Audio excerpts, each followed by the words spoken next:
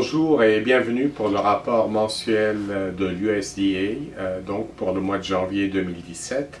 C'est un rapport important parce qu'il nous donne les estimations finales pour les productions américaines de maïs et de soya. Sans être haussier, ce rapport est plutôt positif. En effet, même s'il demeure à des niveaux records, les estimations des rendements de maïs et de soya aux États-Unis ont baissé par rapport au mois de décembre. Commençons par le maïs. Les superficies ensemencées perdent 500 000 acres.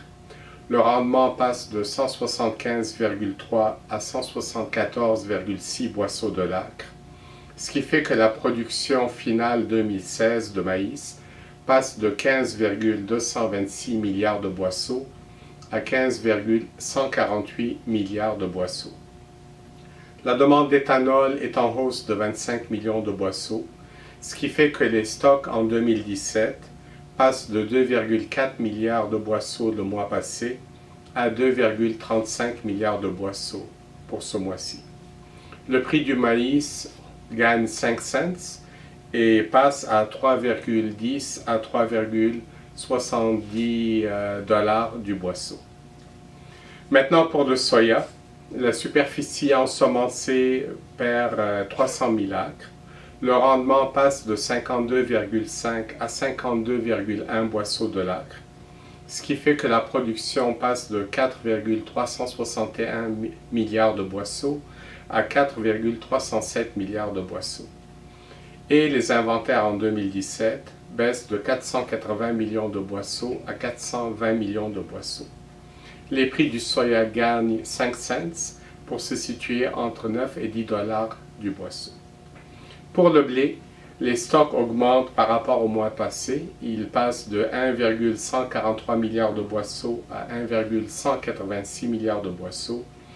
Mais les prix malgré tout gagnent 10 cents en moyenne pour se situer entre 3,75 dollars du boisseau et 3,85 dollars du boisseau.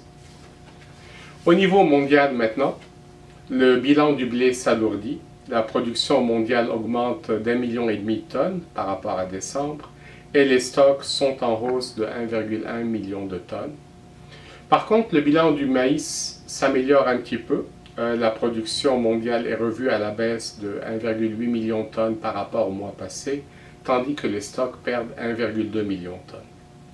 Le bilan du soya, lui, est peu changé par rapport à décembre, malgré une hausse de la production brésilienne de 2 millions de tonnes. En conclusion, on voit toujours évidemment qu'on a affaire à une très grande production mondiale de grains, des récoltes records aux États-Unis pour le maïs et le soya, et une récolte brésilienne qui est prévue atteindre un niveau record en 2017.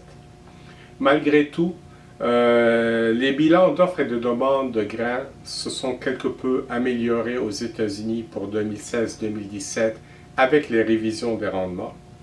Et d'autre part, on a toujours affaire à une très bonne demande mondiale de grains. Voici ce qui conclut donc notre analyse pour le mois de janvier. Merci.